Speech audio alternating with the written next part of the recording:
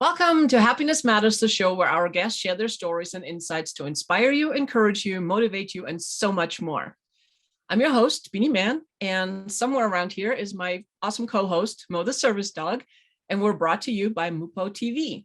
Make sure you stay tuned for the newest episodes that air every Friday at 7 p.m. Eastern, or catch the replays, as well as a lot of other amazing shows on mupotv.com. That is www.mupotv.com. And I am super happy, which I'm always happy when I have my guests. And today, it's a good friend of mine. I'm having a brain cramp, but that's okay. Eli Delaney. Eli, you and I, we met through some mutual acquaintance. Hey, you know what's funny? Usually I know exactly where the connection comes from. I don't honestly remember, but I know it's been several years. It's been quite a while. Well, for us, I think it's only been like a couple of years, 2 or 3 years. It's been a while. It's been a minute. I know okay. It was definitely before the world did all this silly, stupid stuff. Oh, that is true. That is true. But, so why don't you tell us a little bit about you? Okay. What you do, who you are, all the good stuff. So I'm Eli Delaney. I am the creator of the Follow Up Rockstar system. So from a business standpoint, we all know we need to meet people. You know, as above my head, it says meet cool people, and we'll talk. I love sharing stuff about that. But once you meet somebody, you got to follow up with them, whether that be a relationship type situation or a business connection or a prospect. It doesn't matter where that is. It's the long-term relationship that matters. And so what I do is I help my clients put those pieces in place so you can actually have a follow-up system in place in order to make sure that you don't drop the ball, because we're all humans. We're going to do it. It happens. Yeah. So that's what I do from a business standpoint. So you do automations then? Is that what I'm hearing? I love a lot of automation stuff. I do a lot of stuff on email. We do some stuff on texting, stuff like that, but automation is really the big thing. And when it comes to automation, there's so much you can do with it from a standpoint of, number one, just basic follow-up, but then also just making your life easier. And I like to say it's from, two sides of the same coin. It's like, from a business perspective, the first side is you want to use the tools and technology to help us make more money so we can become more profitable and actually pay our rent, right? But once you get to a certain point, you realize that you're doing okay on the money side, but now you're swamped, you're out of time. And automation is a great tool for that. So I do like to say it is two sides of the same coin. I even had these nifty, spiffy, cool coins made that they say make money on one side, they say save time on the other side. And that's the whole thing. Yeah. That is awesome. Because that's really what automation is about. And I help a lot of our clients with that kind of stuff in order to make their lives run much easier, to free them up to do the things they really should be doing and the things they should be, which is actually the relationship building side of business. Very cool. I mean, how did you get into that? Because it's not just something, I mean, it's like, yeah, I don't even know. It's like one day you wake up, it's like, you know what? I'm going to do this. Yeah. So my first business was a rep and graphic design agency. That was 27 years ago, something like that. I built that business by myself, working out of my dining room. I ended up growing it to a point where I had an office. I had 5 employees, and we were closing 3 to 5 contracts a week. So we were doing amazing. That's where the meeting cool people side first really came to be. I was building connections. I was networking. The problem was that I got swamped. And then I also realized, as I grew that business, a lot of things were falling through the cracks. I was working 7 days a week, 12 to 15 hours a day, even though I had staff, because the human beings didn't do their job all the time. And I realized it was like, I can't do this anymore. I don't like this. I don't like this type of business. And I ended up completely wiping the slate clean and started teaching, which I love doing as well. But I moved into the speaking side of things. I streamlined to where I had one guy working for me, I had a couple of contractors only, and I use automation to do everything else because I needed my time back. And from an automation standpoint, as a speaker, I know, and if you've ever been a speaker, you've ever gone out there, especially if you speak to sell, which is a lot of what I do. I get up and my job is to share some cool stuff and impact people to say, okay, yes, I can do this. I love the idea of this. I need to talk to Eli and let's do this. Now, when we do that, that's like 10% of the room are ready right now. That's a standard sales thing. And actually that's a little bit high. My first thing was, what about the other 90%? If I get 100 people, I got 10 people that want to become clients right now, but what about the other 90? I'm like, what did I do wrong? What can I fix? What's wrong with them? And so I'm like, okay, how do I follow up with them? Because reality is people aren't always ready to buy today. Right. They might buy down the road, and that down the road could be tomorrow. It could be next week, next month, next year, or even a decade later. I've literally had people come back 10 years and 3 months later. Oh, wow. To refer his son's business to me after he That's saw awesome. me speak at an event in Scottsdale, Arizona. And so that's where that kind of came to be. And then I became a total geek in it. And I love figuring out, okay, how can we streamline the process and free up our time so we're doing the work of 5 or 10 people, but not actually doing the work of 5 or 10 people. Right. Let the technology that exists do that. So how can you automate the automation? Is that what I'm hearing? Pretty much. Yeah. How do you get the bits and pieces in place? And I always tell my clients, you're not going to be overly happy. You're going to put in a lot of work right up front when we start working together. Well, I mean, the setup and everything. I'm exactly. Sure. There's some work put in there, but like, as an example, let's say you want to do a webinar. I have a great system for doing a webinar that I put probably 15 hours into it the first time to build all the bits and pieces. But after I spent the 15 hours to clone that exact process and do it over and over again, it took me less than half an hour every time. Nice.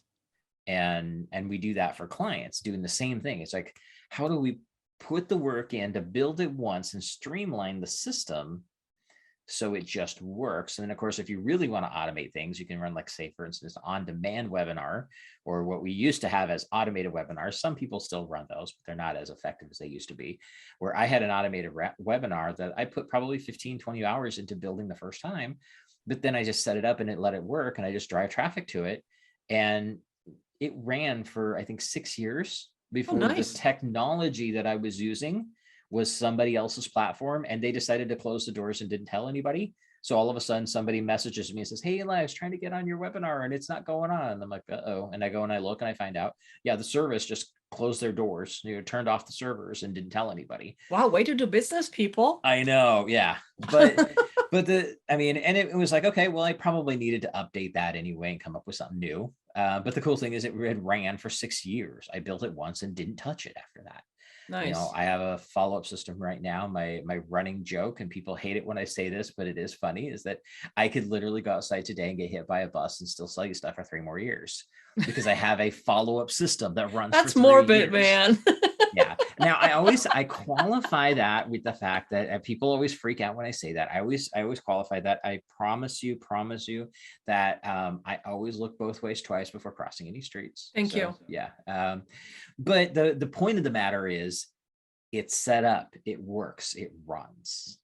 And that's where I challenge anybody who's in business to think about this. How can you use the tools that you have? Mm-hmm. If you're sending emails to your prospects or your clients or whatever, and you're manually going in and sending a broadcast, that's manual labor. Right. But what if you could write 4 or 5 or 6 or 20 or 30 of them and put them into a system so they just go out automatically over time? They're evergreen, they're automated, and you don't even have to think about it. It just works. Right. It's amazing. Yeah. And my philosophy is work smarter, not harder. Yeah. And that's where we should all be. We got into business to do our own thing. The problem is so many people who are not in business do the whole, well, it must be nice to work for yourself and work, set your own hours. I'm like, of course I get to choose what 12 hours a day I work. But That's not what we really went into business for. We went into business, number one, to solve a problem. That's what entrepreneurs do. We solve problems. Correct. But the second thing is to put ourselves into the ability to have a sense of freedom that we wouldn't have otherwise. And, for me, it's like my favorite thing is if I can automate anything and everything I can, that's great. So I can spend time doing things like this. So you and I can have this chat right now, instead of me sitting there, with the keyboard typing away on stuff. On things that we really don't enjoy doing. Yeah. And a lot of that is definitely stuff we don't enjoy doing. So if we can do it for the first time, do it once, put in the work. Would you put in 10 hours of work if you could have something else that just automatically ran and did the work of 2 full-time employees for the rest of your life? Yeah. And as entrepreneurs or business owners in general, we're always looking, how can we streamline more to make our lives easier? So we don't have to do the mundane things that we really don't enjoy, because that's not why we got into the business. That's not why we do what we do. Right. So the more we can like pawn it off or have it automated or whatever, the happier we are. Yeah. I totally get that. Well, and the thing is, we want to be able to have, we should be able to delegate stuff. And I live by a principle of automate, delegate, and delete. So automate what you can, delegate the stuff you can't, and delete the crap you shouldn't be doing anyway. I love it. Easy. Yeah. I call that entrepreneur ADD. This is where we can actually embrace our ADD. Now, I will be honest. I am not great at the delegation part. And I think you and I had talked about this the other day. It's like I have this really funny thing that if I want to pay somebody for a job, whether it's an employee or a contractor or whatever, I say, here's what I need. I want A, B, and C. Here's the parts and pieces, go do it. And if they come back with A, 7, 5, Z, and 32, I'm going to be annoyed. And for some reason, people think I'm a slave driver because of that. So that gets frustrating to me. So it's like, okay, I keep it super simple. But a lot of times people don't do the job they should be the way we want them to. And no matter what the reason is, whether we're bad at explaining it or them just not being the right person for the right job, it doesn't really matter. It doesn't matter. Human beings are the flaw in that system. And we are flawed people. That's just those humans, let me tell you. Pesky humans. That's why we love dogs. Because of all of that, it's like, okay, how do we take out the human factor in those things as much as possible to use the tools and technology, and then keep the human factor for the things that can't be automated, which is the relationship, because you can't automate a relationship. Correct. You shouldn't even try. Some people actually try and it just doesn't work. They're trying to do a lot of stuff with AI right now that I'm not a big fan of, just because it's, I get the fact that I love the fact that it makes life easier, except for the fact that it does take the real relationship out of it. And I don't want to talk to a robot. If I wanted to talk to a robot, I've got Alexa, I've got Google, all these different things that are cool. And sometimes I get bored and have conversations with them. But that's not a relationship. Right. And when it really comes down to real, especially if we talk about business, people buy from people. It's not even necessarily about the product. The product, there's a billion products just like yours or mine that are out there. It's our methodology, it's our way of doing, it's our voice, it's our personality that makes the difference. It's the relationship with it. And one of the things I learned early on, we talk about, like, a lot of times people say the money's in the list, and because I'm a follow-up guy, that's a really important one. The money is not in the list. The money is in the follow-up relationship with your list. The relationship is what matters, and the people that you have. I mean, my phone, when I got my last car, it has, most cars now have Bluetooth on it. And I got the car has Bluetooth. It was the first one that I'd had that had Bluetooth in it. And, they're all excited. The salesperson's she's like, oh, let me set your phone up for you. And so she grabs my phone and we're doing the whole thing. And it starts syncing my contacts. And I literally broke the computer in my car because I have so many contacts in my phone. Wow. But these are people I've actually had real conversations with. Nice. This isn't just my list. These are people who I've actually shook hands with. A lot of times I've had dinner with them. That's the stuff you can't automate. And that's where we are today. That's where we do these kind of things. I love it. So we're going to take a quick commercial break and we'll be right back. And we're going to learn a little bit more about Eli.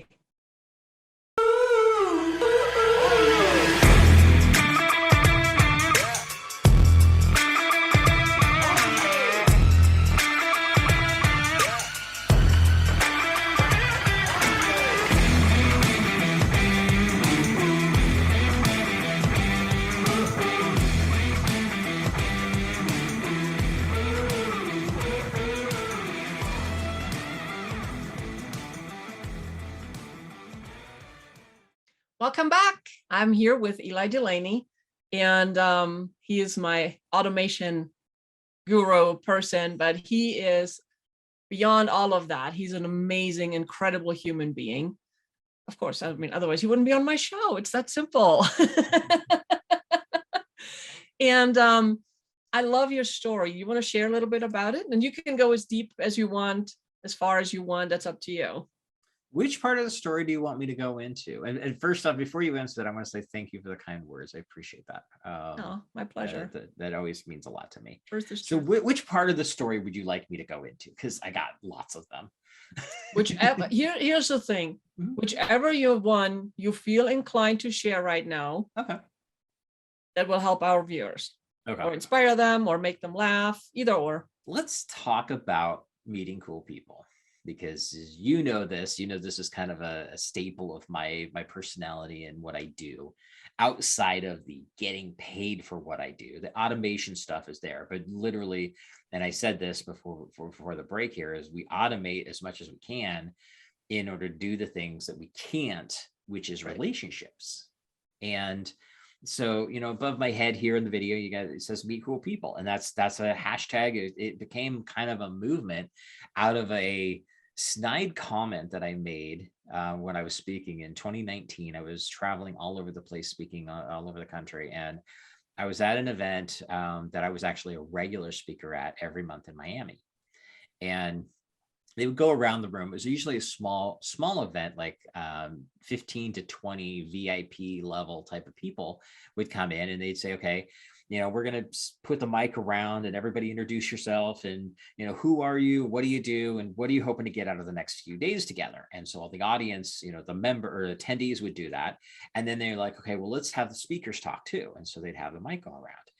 And when it came to me, one time, I'm like, you know what? I'm going to share some really cool stuff about automation and how to follow up more effectively, because you've got to do that in your business.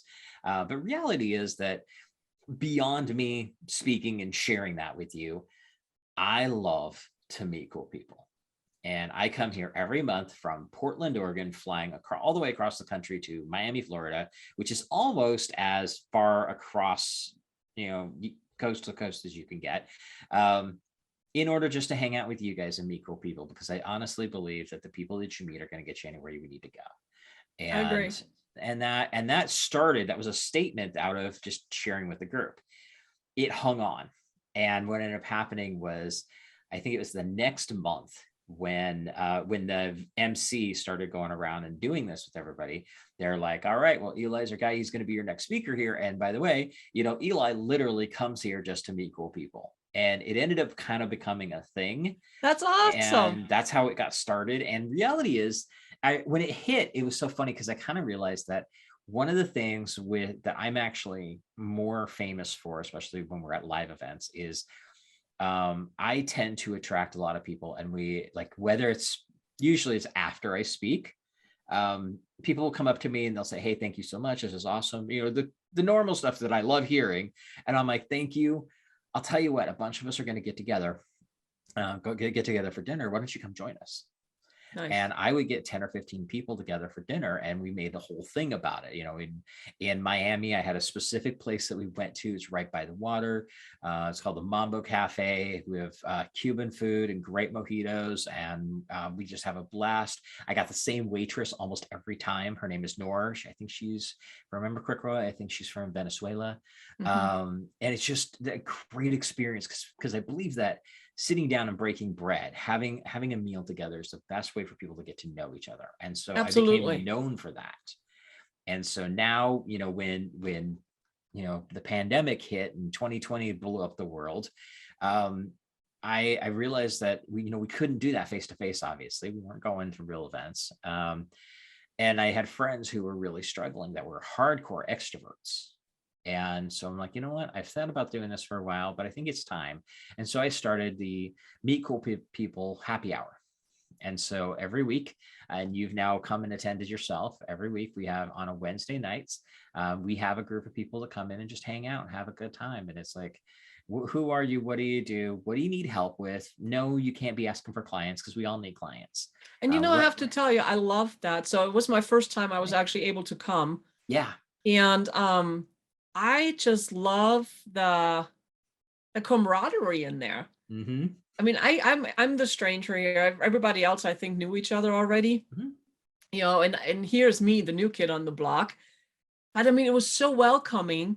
Yeah. And it wasn't that, because a lot of times when we go networking, it's like, ugh, here we go again. Buy my stuff, buy my stuff, buy my stuff, buy my stuff, you know. Yeah. And it's tiresome and Yeah. it's boring and I tune out. Mm-hmm. So in your group, there's none of that. Yeah, no, it's And it was I tell beautiful. people, yeah, thank you. And I tell people, I mean, I go through an interview process before I even let people in. Like I have a conversation with them before I even give them the link to be able to join us. And I'm like, all right, so this is who we are, this is what we stand for, this is what it's about. And the cool thing is that sometimes somebody will do a good job of making me feel like maybe they are a good fit. They'll come in and they start pitching their stuff.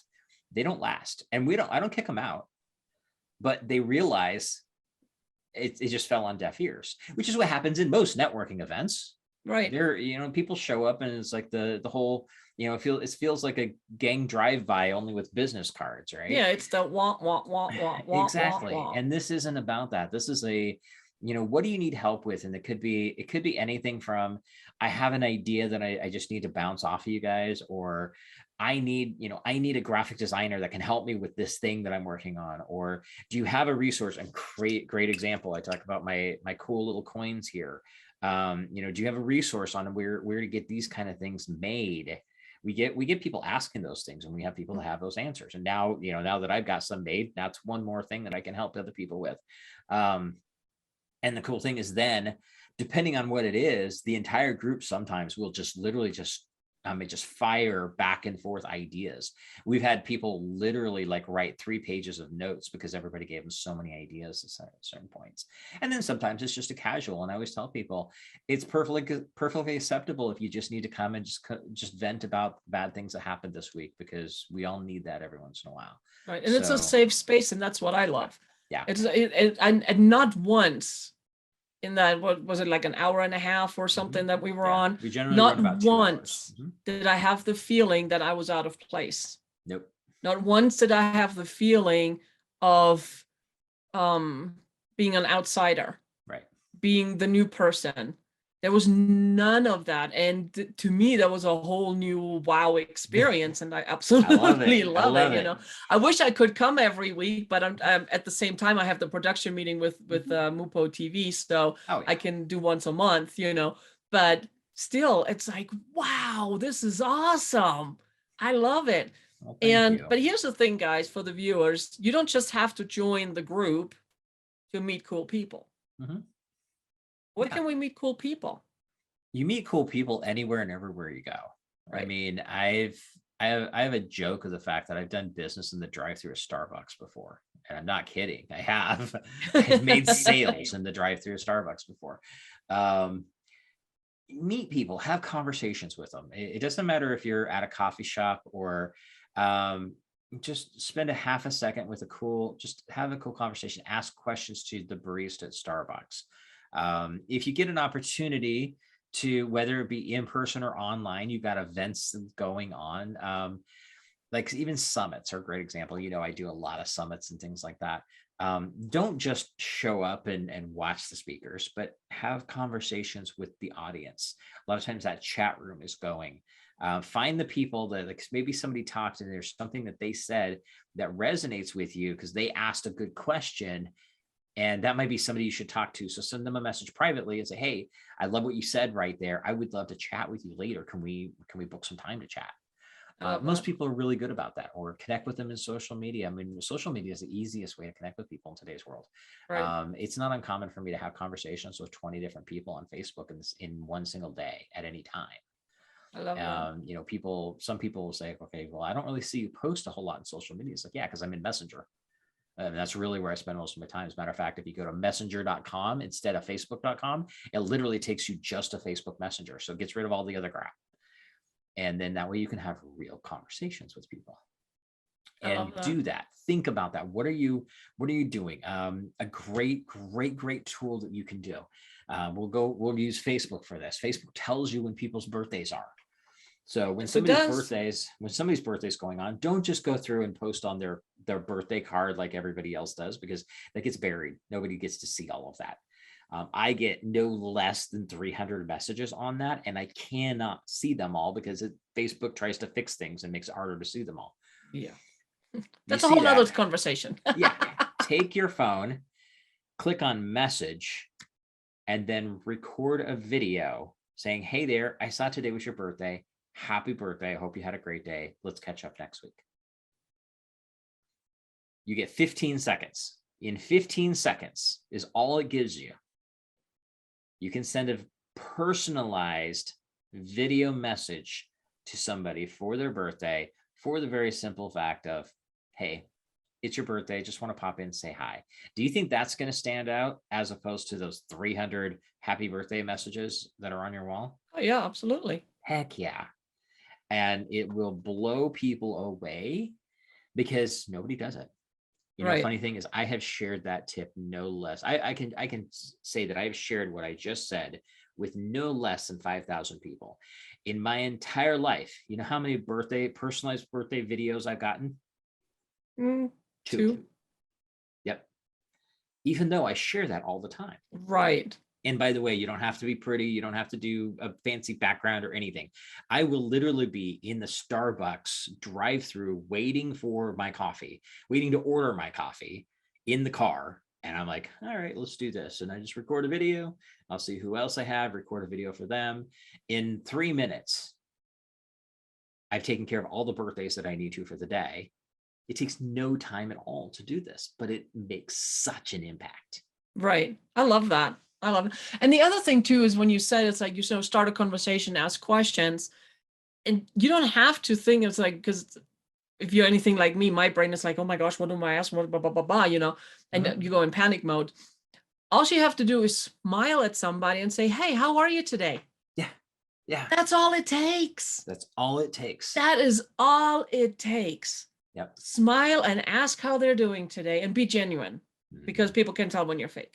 Yeah. Fake doesn't work. Yeah. But be genuine. It's like, hey, you know, it's just have a dialogue. It's just a conversation. Everything we do is just a conversation. It's like when I have a sales conversation with somebody, and I always tell people, it's like, we're going to jump on a call and I'm going to hear I want you to tell me about your business, what's going on, how things are going.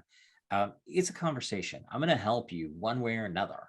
At worst case scenario, we're going to decide that you are not ready for what I have. And I'm going to say, I'm going to suggest you do this and this, and I'll introduce you to this person because they can help you with this. That's the worst. That's the worst thing that's going to happen. Okay? Right. Because I always tell people, I'm here to have a chat. Again, I love meeting cool people. If my services are the right fit for you, then we'll have that conversation. But if not, and either one of us are able to say, no, that's not a good fit, by the way, it doesn't mean that one of us has to and the other one has to bear with a sales pitch. You know, it's like, yeah, you know what, Eli, I think it sounds cool, but I'm not interested. All right, done. Okay. You know, that's all it takes. I'm not here to pitch somebody. I'm here to help solve their problem. See if I can do something to add value. And that's the biggest thing. Wake up every day with one goal, add value to somebody's lives. I love that. It's a great goal to have.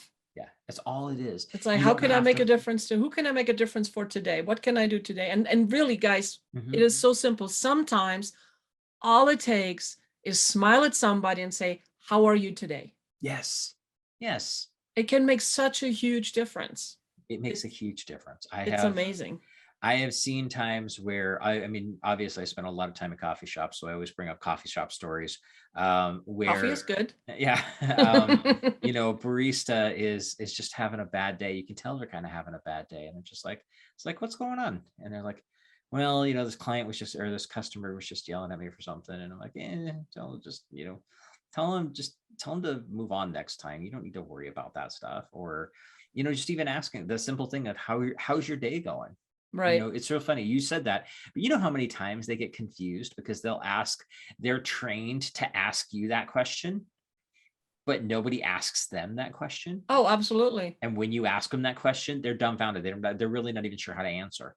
Right. You It's know what hilarious. I do a lot of times when we go out to eat, I Mhm. thank the server and I tell them, it's like, thank you so much for doing all the cooking, all you guys for doing all the cooking for me today and for taking care of all the dishes too. Yep. And they look at me kind of like, what? I love Yeah, that. and it's such a simple thing. You don't make it complicated. Just like I was saying, that little video, or somebody you haven't talked to for a while. Think of one client that you haven't talked to for a while. Send them a text. Just says, Right. hey, I was just want to check in. How are you doing? That's it. That's it. Don't say anything else. Right. Just leave it at that. How are you doing? I love that. Hey guys, we're going to take a quick break and we'll be right back to learn more about Eli.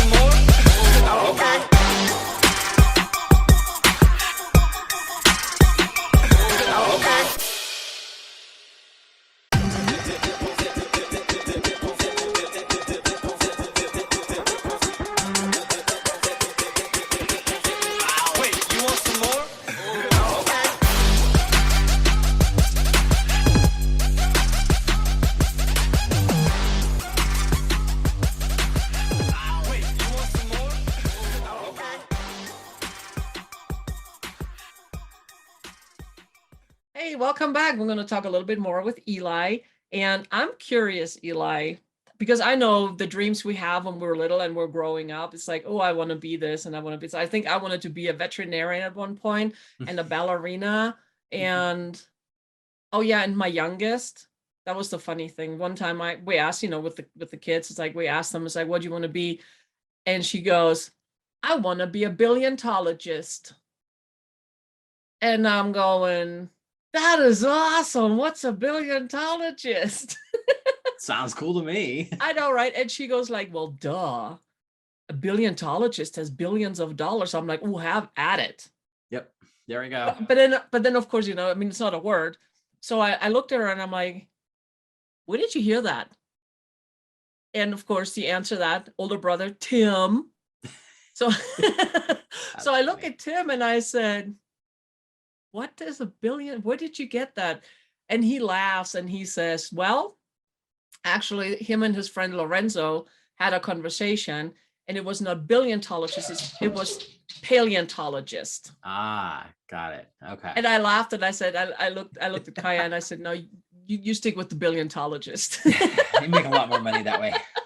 Yeah, that's so awesome. What did you want to be when you grow up? And then how did it all come into what you do? So my world's kind of interesting. As a kid, I went through a lot of different things. At one point I wanted, Top Gun came out. I wanted to be a pilot and things like that. And of course, my eyes were messed up because, I still wear glasses. And so I was like, yeah, well, that's not going to happen. But as I grew up, one of the things I'd actually been very much into music. And so I actually grew up through junior high school. I ended up doing a lot with the music side of things. I was classically trained in voice. Nice. Even did competitions and things like that. But I ran into this one really funky thing of stage fright. And I was terrified to sing in front of people. And so I ended up learning the ins and outs I learned the behind the scenes of studio recording and things like that. And so I did all of that, which ended up, that took me to staging. So I was essentially a roadie. I did that for quite a while, had a lot of fun with it, met some pretty amazing people and some not so amazing people. I eventually had to move out of it because I'm in the rock and roll business. We'll say that my boss had recreational habits that affected my paycheck. I'll let you fill in the blanks on that one. Gotcha. And so from that, I ended up getting out of that. I started working for a small computer shop that was local because I didn't have transportation to go anywhere else anymore. The training went out on my truck. And so I had to ride a bike anywhere I had to go. And I was like, that's not going to work.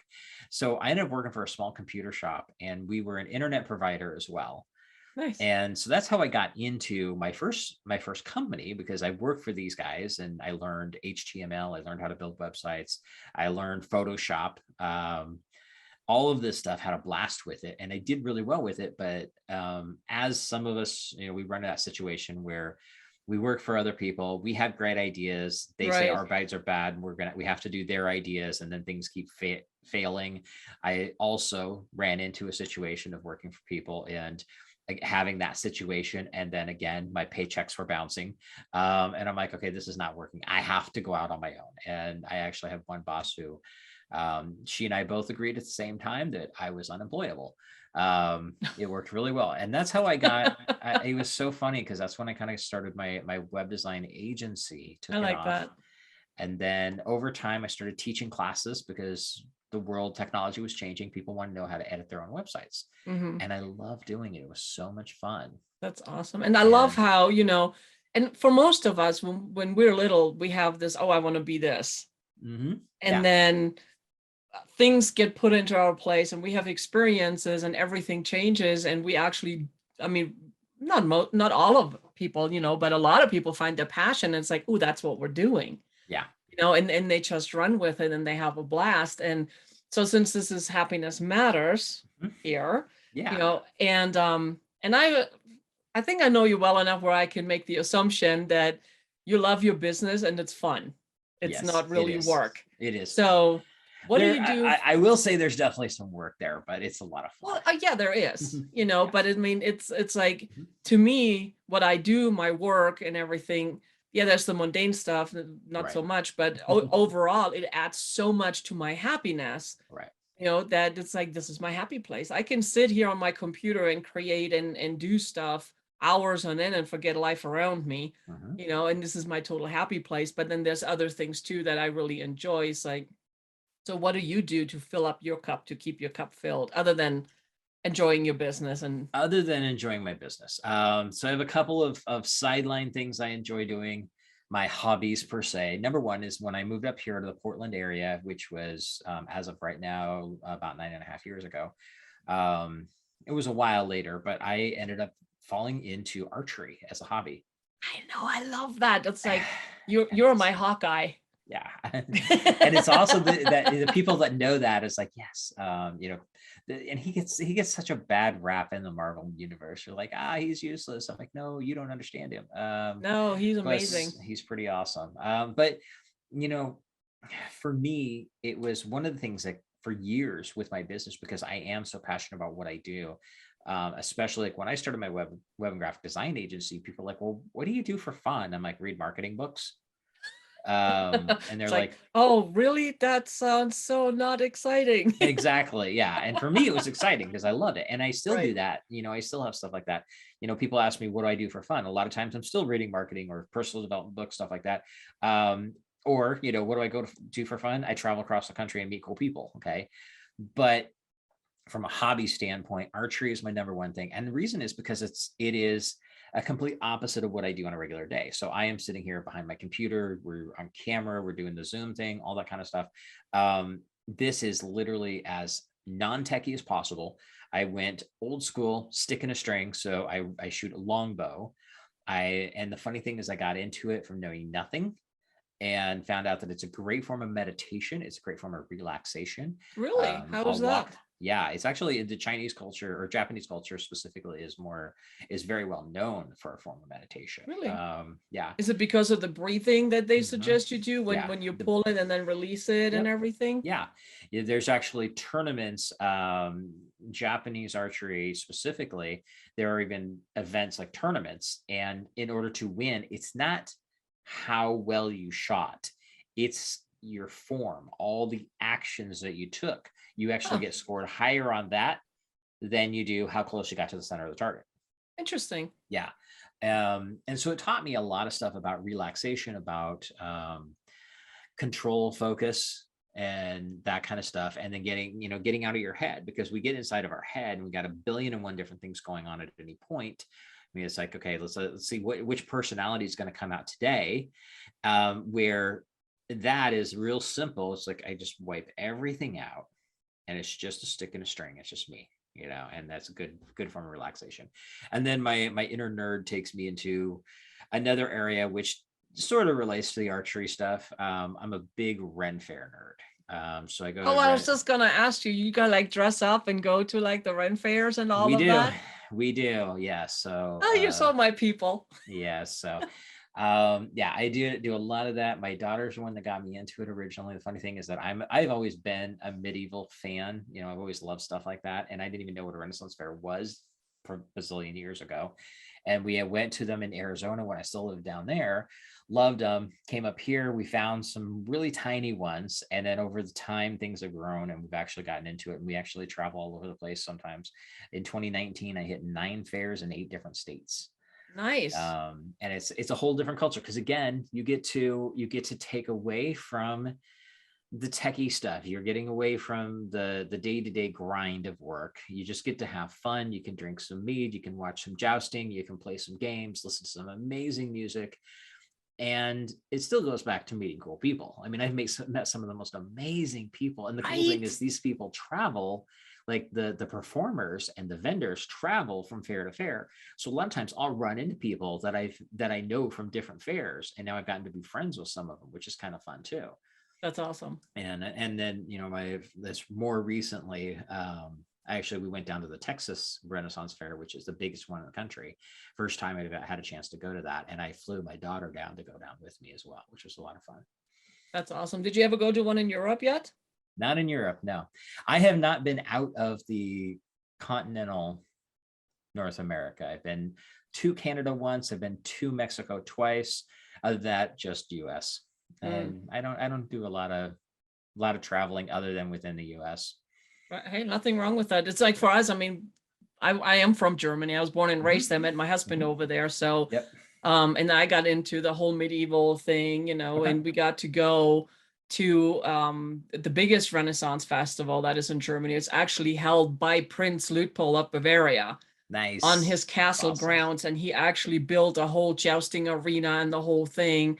And when you go there, the whole experience, the booth, they're not even allowed to have like prefab booths. They have to have the put together like the original old way kind of thing, and they sell the food from those times. And then what I love is the whole royal court travels through the crowd. It's like getting ready for the jousting festival. I mean, it is so much fun. Yeah. It is so much fun. They have them all over the place. And I would imagine yours is probably from there is probably even better because it is a bit more authentic than what we have here. I mean, ours is commercialized. Well, I mean, it's don't get me wrong, it's commercialized there too. It's just, but because everything really is so old. I remember before we moved back to the States, we actually went to a town's birthday party. And they had the Renaissance Festival going on and everything. That town celebrated 1,000 years. Wow, that's awesome. And then you walk along there. It's like in my hometown, Nuremberg, you walk in downtown, there's still the original cobblestone. And it's just like, I just walk in on this like, and then. See, that's awesome. And that's one thing I love. I always love looking especially like I look at architecture. At one point I did architecture photography and had a lot of fun with it. And I love that.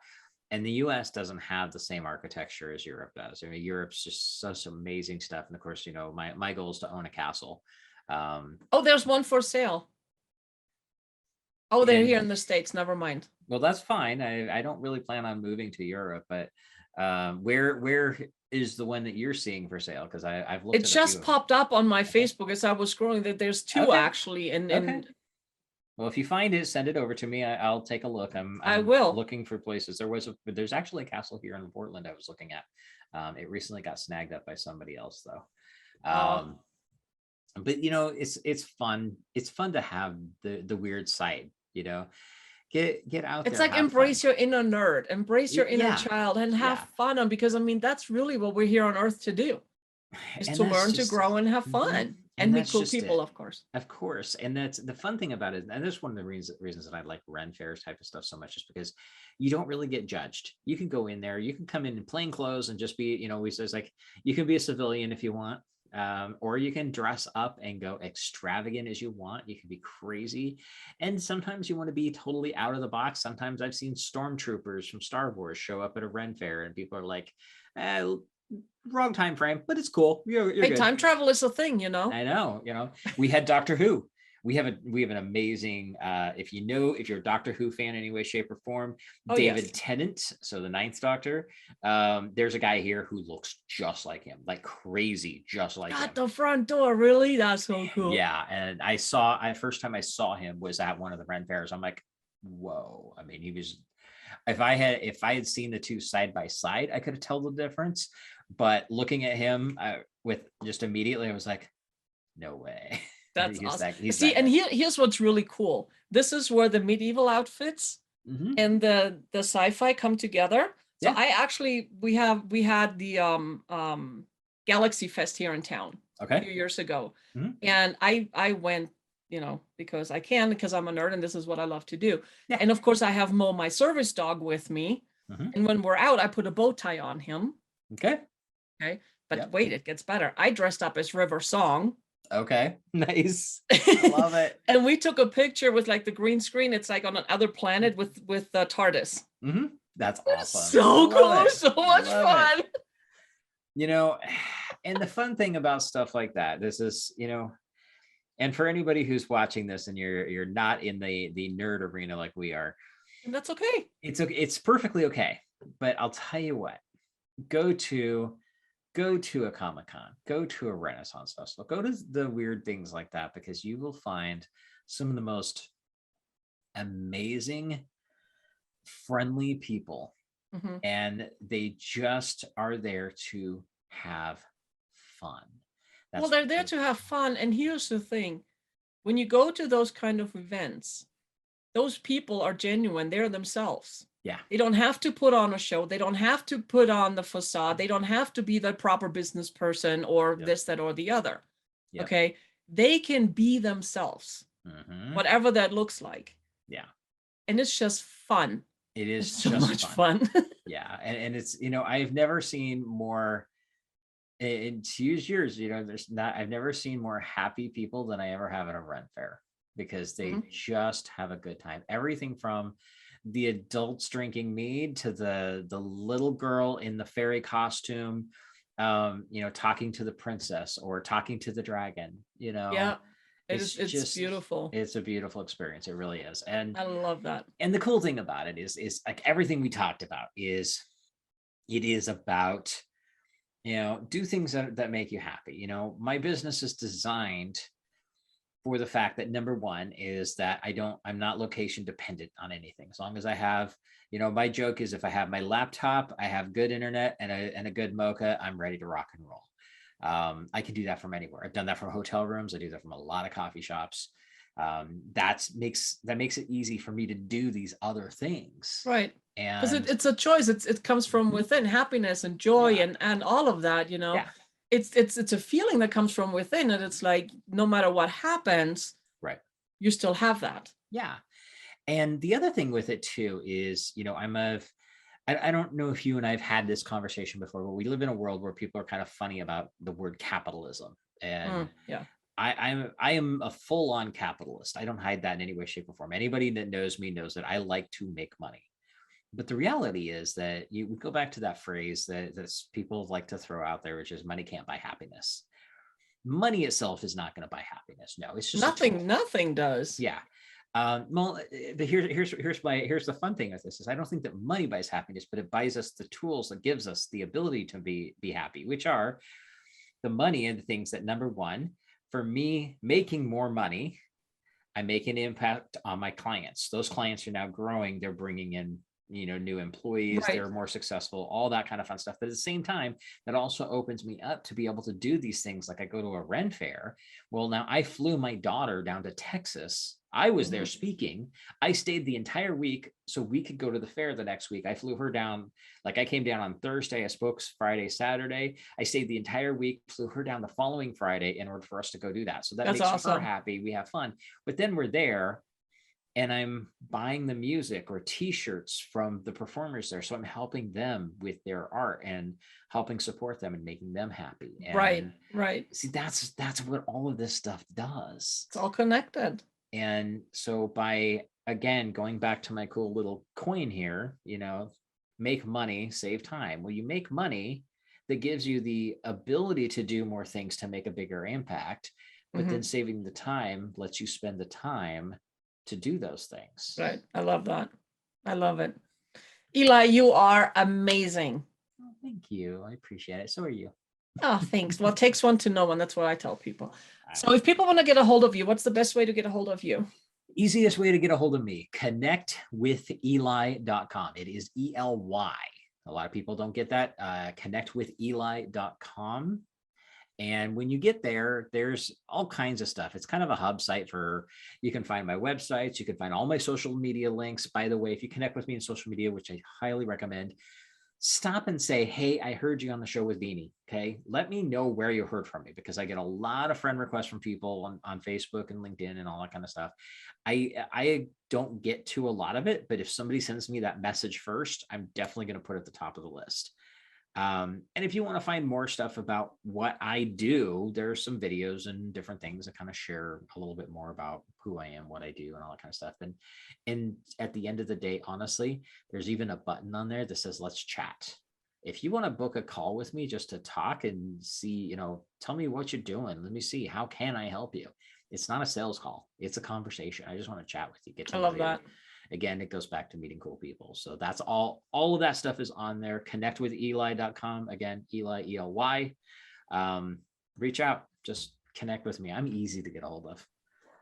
And you are amazing. I just love you. I love your heart. I love what you do. I just love you. So thank you so much for being on the show. Appreciate you. Pleasure. And I'm going to go for a quick commercial break, and I'll be right back with a tip for the week.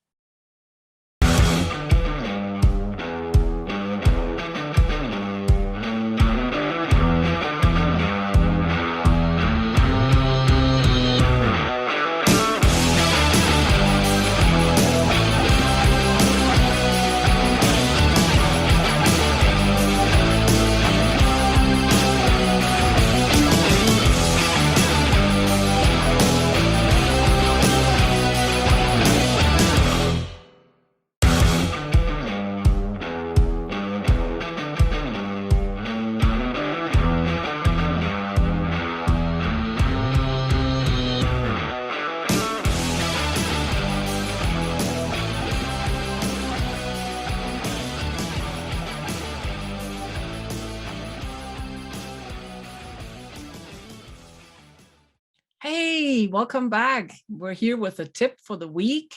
And this week's tip is surround yourself with the dreamers and the doers, the believers and thinkers, but most of all, surround yourself with those who see greatness within you. It's really start a conversation wherever you go. Again, smile, say, hey, how are you? Are you having a good day? Not such a good day. However you want to start the conversation doesn't matter. Or sometimes when you sit in a coffee shop, as it happened to me so many times, I have a conversation with somebody and somebody else is overhearing, and they come over and they start a conversation like, hey, I'm really sorry. I didn't mean to eavesdrop, but I heard you say so and such and such. A lot of times it's because I share that I'm from Germany. It doesn't matter.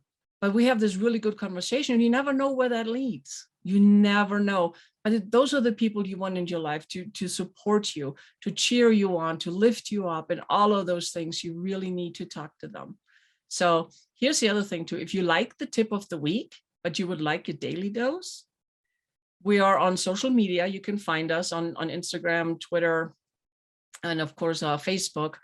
And on Facebook, we have, this is my main thing. I mean, I'm mostly on Facebook. So Matters of Perspective, the page is where I post the daily post, and then I share it out to my personal. But we also have a group if you'd like to join our group, and it's Happiness Matters, just like the Happiness Matters with the Happy Guy. You can't miss us. And we'd love for you to join us to get your daily dose of happy. So Thank you so much again for tuning in. We're looking forward to seeing you next week. And as always, be happy, be kind, be love. Have a great one. Bye.